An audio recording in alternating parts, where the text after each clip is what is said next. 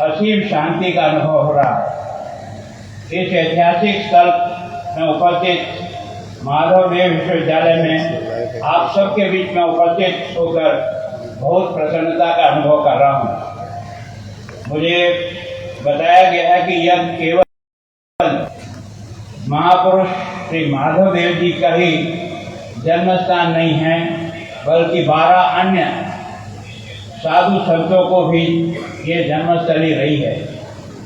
यह वैष्णव आंदोलन के महान संत जैसे हरदेव, अनिरुद्ध देव, पादाला, पद्मा अट्टा, बंसी गोपाल देव, केशव चरण अट्टा, पुरुषोत्तम अट्टा, गोविंद मिश्रा आदि ने भी इस पवित्र धरती पर जन्म लिया है। सबसे पहले उस धरती को मैं प्रणाम करता हूँ। क्या इतने महापुरुष एक साथ इस धरती पर उत्पन्न हुए होंगे, वो धरती कितनी महान होगी। विश्वविद्यालय का नाम भी महापुरुष श्री माधव देव जी के नाम पर रखा हुआ है। निश्चय ही यह विश्वविद्यालय महादेव जी और उनके गुरु श्रीमद शंकर देव जी के आदर्शों के अनुसार अपनी यात्रा को आगे बढ़ाएंगे। मुझे पूर्ण विश्वास है विश्वविद्यालय के विद्यार्थी और यहाँ के गुरुजन इस महाविद्यालय की मर्यादाओं का और इसकी उज्ज्वलता का ख्याल रखते हुए अपने पूरे का पूरा परिश्रम करेंगे। यह विश्वविद्यालय का ऐसा विश्वास है जिनकी कल्पना बेहतर इंसान बनाने के लिए कही थी। माधव देव और शंकर देव को हम इतने वर्षों के बाद भी याद करते हैं। उसका कारण ये कि ये 2 महान विभूतियाँ थी जिसने इस उत्तर पूर्व में वैष्णव संस्कृति को आगे बढ़ाने के लिए अपने जीवन का सब कुछ समर्पण किया। और उसके कारण से ही पूर्वांचल में ये जो वैष्णव संस्कृति आज तक जो फल रही है, फूल रही है, उसमें इन महापुरुषों का सबसे बड़ा योगदान है। मुझे बताया गया कि ये विश्वविद्यालय वैसे 2017 में विधानसभा से इसका पास हुआ, 19 में इसकी आपके यहाँ प्रारंभ हुआ। मैं सोचता हूँ इसके पहले ये जो महाविद्यालय था, ये महाविद्यालय भी माधव देव जी के नाम से ही था और इसलिए मैं सोचता हूँ उनके नाम को ही मान और सम्मान मिले, इसलिए उस समय के राजनेता ने इसे विश्वविद्यालय बनाने की घोषणा की थी और उसी के अनुसार ये विश्वविद्यालय बना है। बनाने वालों को भी मैं अपना अभिनंदन करता हूँ कि आपने इस भावना का सम्मान किया। एक विश्वविद्यालय को अपने छात्र की शिक्षा के माध्यम से दुनिया का दूरगामी और सकारात्मक प्रभाव डालने का प्रयास करना चाहिए। मुझे विश्वास है कि इस विश्वविद्यालय में भी उसी शिक्षा शास्त्र का पालन किया जाता है। यह विश्वविद्यालय अग्रणी अनुसंधान पर जोर देने के साथ साथ न्याय संगत, समावेशी उच्च शिक्षा एवं सुविधा को दृढ़ता से पालन करेगा।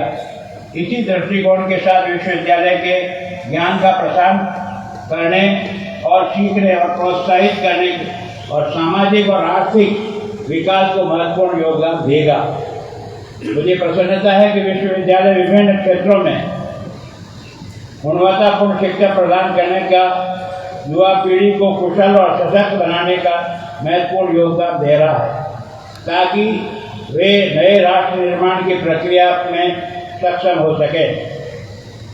पारंपरिक विषयों में शिक्षा प्रदान करने के अलावा विश्वविद्यालय नवीन विषयों का काम कर रहा है, जिसके लिए अवसरों द्वारा खोलने की क्षमता है। मुझे बताया गया कि विश्वविद्यालय में पीएचडी, स्नातकोत्तर के एमए, एमएससी और स्नातक के बीए और बीएससी कार्य यहाँ पढ़ाया जाता है। संस्थान में लगभग 2311 टोटल विद्यार्थी यहाँ अध्ययनरत हैं। पीएचडी कार्यक्रम में 10 विभागों में 28 छात्र इसमें अध्ययनरत हैं।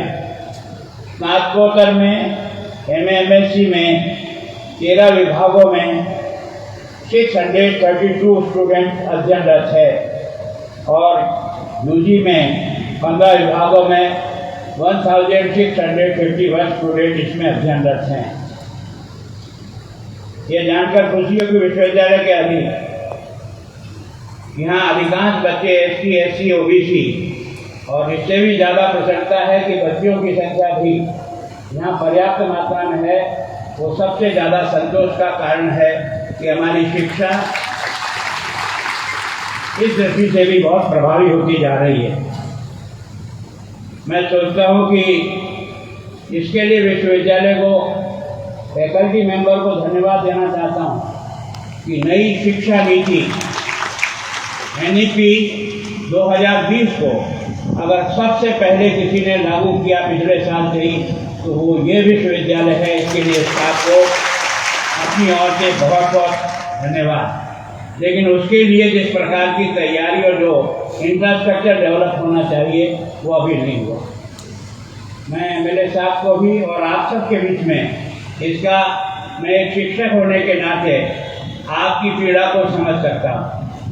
मैं निश्चित रूप से आपकी पीड़ा को हल करने के लिए जो भी मेरे को रास्ते मिलेंगे मैं उसके अनुसार आपकी फैकल्टी मेंबर की पूर्ति करने का जितना जल्दी हो सके प्रयास करूंगा ताकि आपकी अच्छी प्रकार से टीचिंग हो सके।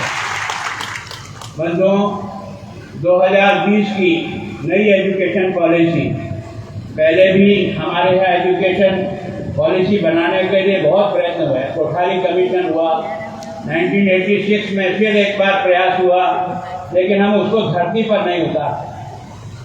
अब की बात सरकार ने इस बात का प्रयास किया है कि नई एजुकेशन पॉलिसी के आधार पर केवल पढ़ा लिखा बच्चा ही तैयार नहीं हो तो शिक्षा और संस्कार से जुड़ा हुआ व्यक्ति इस कॉन्फिडेंस के साथ हमारा बच्चा आगे जाए कि वो केवल जॉब मांगेगा नहीं, वो जॉब देने की क्षमता पैदा करके इस भारत को दुनिया में नंबर 1 का देश बनाएगा।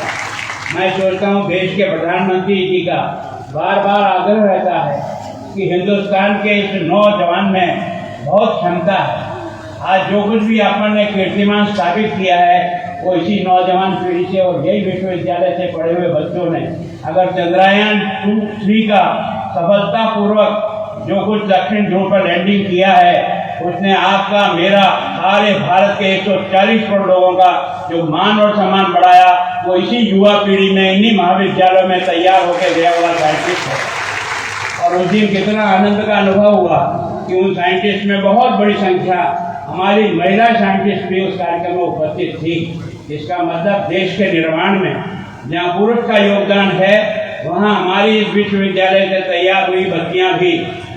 विश्वविद्यालय में कैंपस में मुझे आने का सौभाग्य मिला। मैं बहुत ही अपने आप को गौरवान्वित अनुभव करता हूँ और जिन्होंने भी इस विश्वविद्यालय का, कॉलेज का नाम भी ऐसे महान व्यक्ति के नाम से रखा और विश्वविद्यालय का नाम भी रखा है।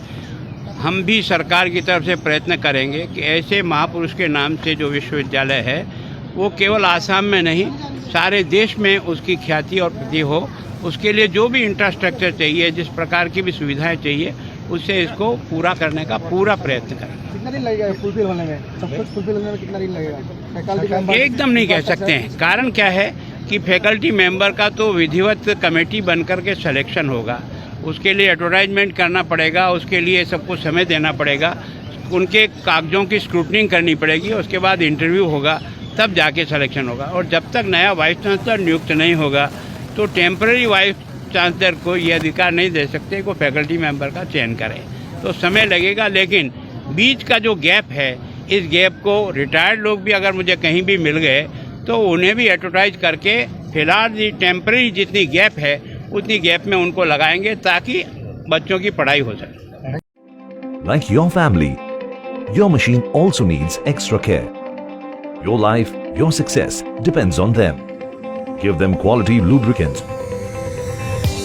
Motorol lubricants. Beyond compare.